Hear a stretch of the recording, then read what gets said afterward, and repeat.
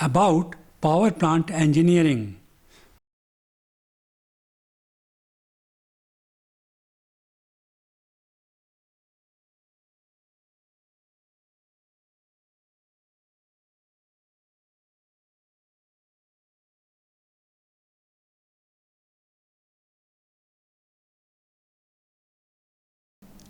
Namaste friends. In this lecture, I would be taking up discussion on cooling towers used in thermal power plants. Cooling tower. In cooling tower, there is exchange of heat between water and other fluid, which is air generally. Water is at high temperature as it is coming out of condenser. Air is from atmosphere, which is at lower temperature. Small amount of water is evaporated as it is exposed to air. This evaporation causes cooling of water. This is because latent heat of evaporation is drawn from water itself. Cooling tower can be A. Wet cooling tower and B. Dry cooling tower. A. Wet cooling tower. This type of cooling tower has two variants. The variants are mechanical draught cooling tower and natural draught cooling tower. Mechanical type cooling tower is further classified as induced draught type and forced draught type cooling tower. In mechanical draught type, a fan is used to induce draught or create forced draught. In natural draught type, draught occurs naturally. Mechanical draught cooling tower. As already mentioned, mechanical draught type cooling tower can have induced or forced draught. Induced draught cooling tower. In these towers, fan is used to induce draught. It is located at the exit of tower. Referring to diagram that presents its constructional details. In this tower, a fan located at the exit induces draught, as already mentioned. Water from condenser falls down in the form of showers as shown. As may be noticed, it passes through fill. Details of fill have been explained in previous lecture. Heat transfer occurs in this area. It is a major part of cooling tower. It is packed with polypropylene or polyvinyl chloride PVC. It increases surface area through which water passes. It also increases time during which air and water remain in contact with each other. It facilitates better cooling of water. Earlier, wood was used for packing. As may be noticed, air enters from passage provided on lower side of tower. It moves upwards. Arrows in blue color indicate movement of air. It moves upwards and is exposed to water falling down in fill. Heat is transferred from water to air and cooled water is collected in the bottom of tower. Drift eliminators, as explained in previous lecture, minimize the drift. These are located in the uppermost portion of tower. There is no problem of leakage in induced draught tower. This is because negative pressure exists inside tower. Fans are large. These are propeller type and run at low speed. These are capable of delivering large amount of air. Forced draught cooling tower. In this tower, fan is located on lower side. atmospheric air is supplied in tower and draft is created with the help of fan. Referring to diagram, it may be noticed that cold water is collected in the bottom of tower from where it is sent to condenser. Fans may be seen in the wall of tower through which atmospheric air enters in tower. The draft created by fan causes movement of air in upward direction. Arrows in blue color indicate this movement. Fill is located in upper half of tower. Water from condenser is sprinkled from top as may be noticed. It moves downwards through fill and is exposed to atmospheric air. Air passes through drift eliminators at the top of tower from where it is sent back to atmosphere.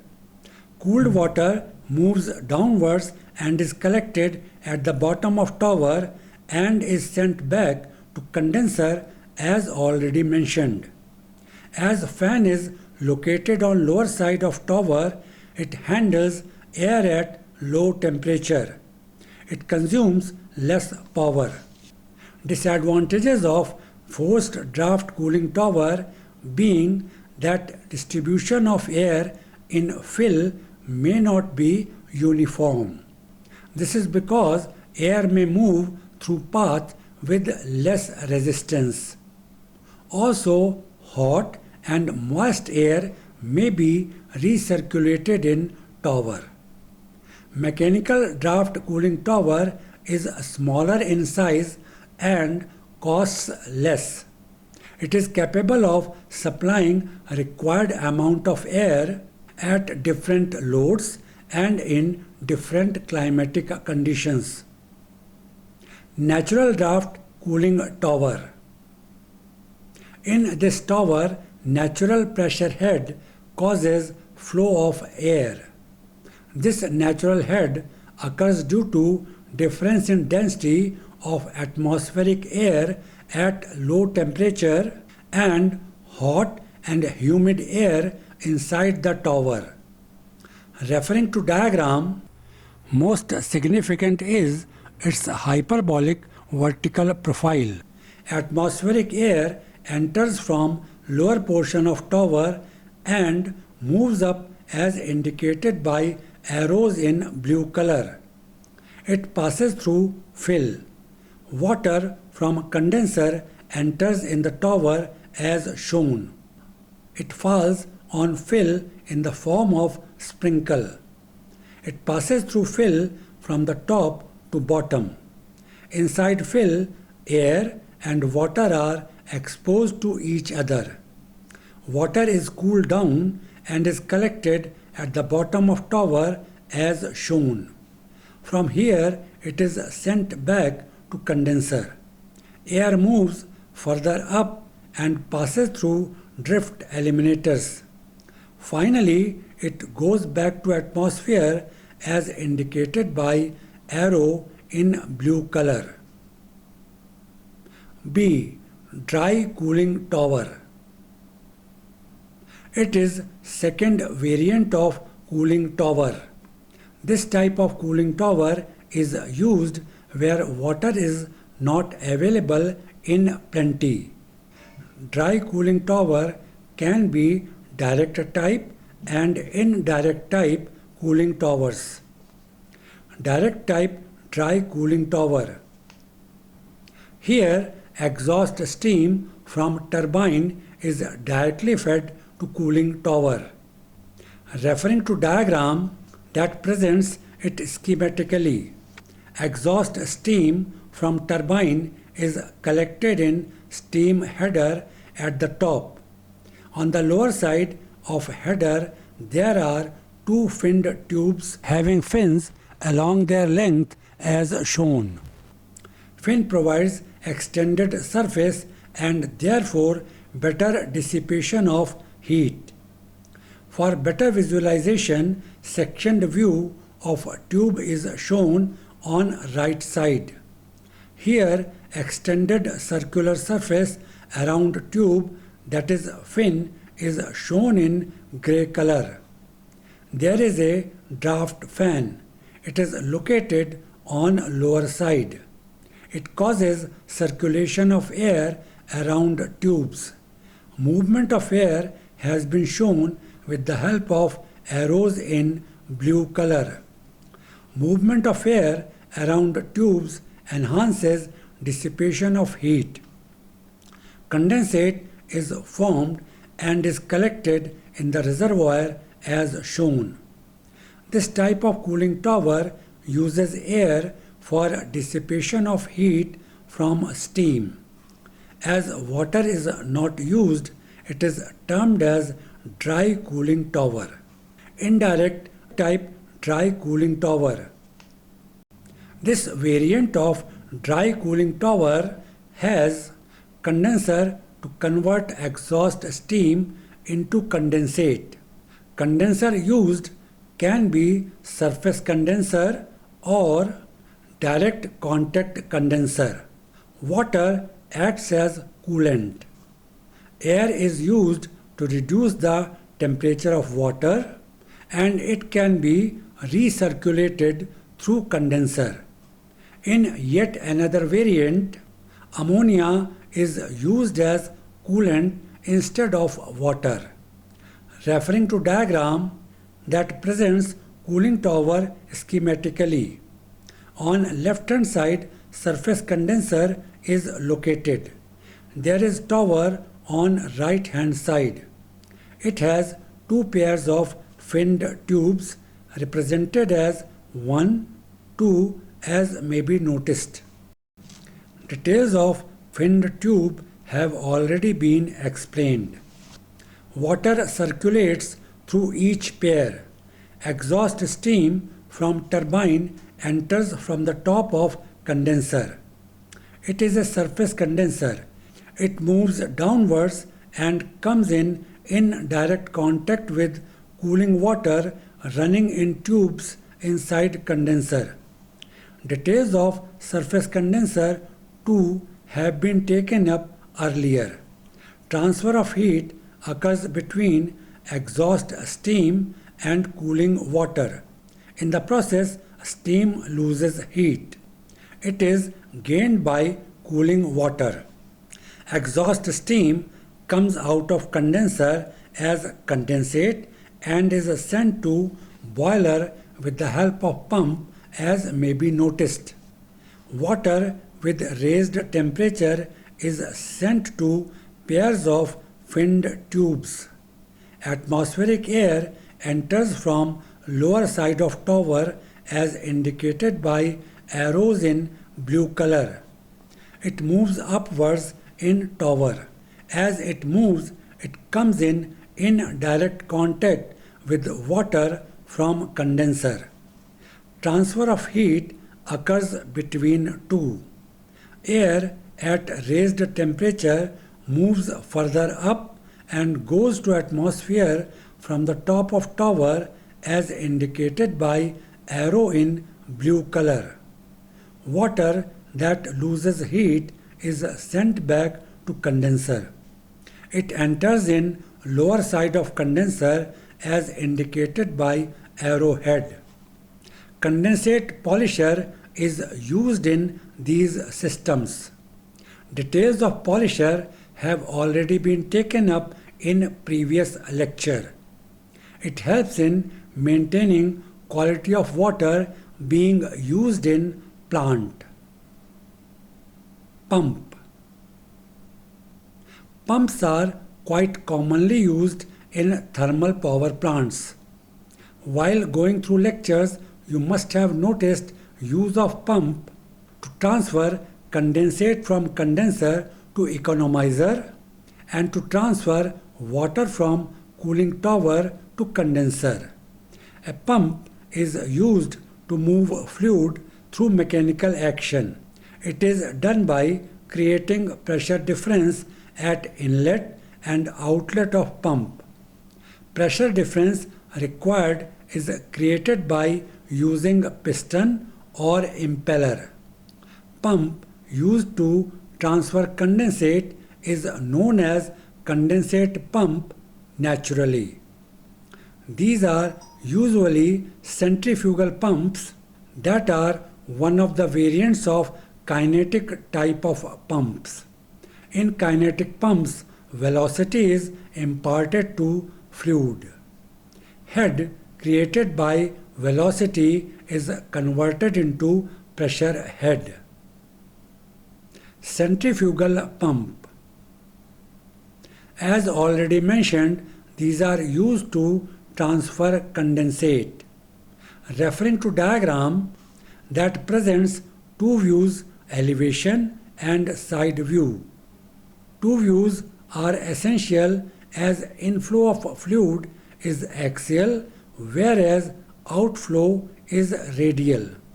In elevation, fluid out has been shown as may be noticed. Shaft has impeller mounted on it. Impeller has been provided with blades that are uniformly placed. Impeller rotates at high speed. Its blades impart radial movement to fluid as indicated by arrows in blue color. Fluid moves out of pump as shown. Casing is provided to enclose impeller and other components. The side view shows position of shaft in center and other components. Fluid enters in the center indicated by arrows in blue color. Another pump is used to transfer water from cooling tower to condenser. It has similar function as already mentioned. It is a vane pump. Vane pump. These are provided with vanes. These vanes have sliding joint to accommodate their varying length as pump works. Referring to diagram, it may be noticed that there are 6 vanes placed uniformly. Rotor is placed eccentrically as shown. Shaft is located in the center of rotor. Vanes are placed about shaft. These are provided with sliding joint. With rotation of rotor, the vanes also rotate. As these are to remain in contact with inner surface of casing, length of each vane differs as may be noticed. Centrifugal force due to rotation of shaft and thus rotor causes sliding of vanes to maintain contact. Water enters from left hand side and comes out from right hand side. Due to rotation, partial vacuum is created in suction side from where water enters. This causes drawing of water inside pump. Water rotates inside pump as indicated by arrows in blue color and moves towards other side of pump in a space between rotor and casing. Here volume decreases and pressure increases. Water moves out of pump at high pressure. Pumping rate in vane pumps can be varied by changing degree of eccentricity of rotor. These are capable of delivering consistent output even with slight variation in rotor speed. I suggest you to refer to diagram showing layout of thermal power plant. You may notice that with this discussion on components used in process 1 is concluded. Process 2 shown in diagram deals with storage of coal and its handling. I would begin with discussion on this aspect of thermal power plant in my next lecture. Thanks for watching.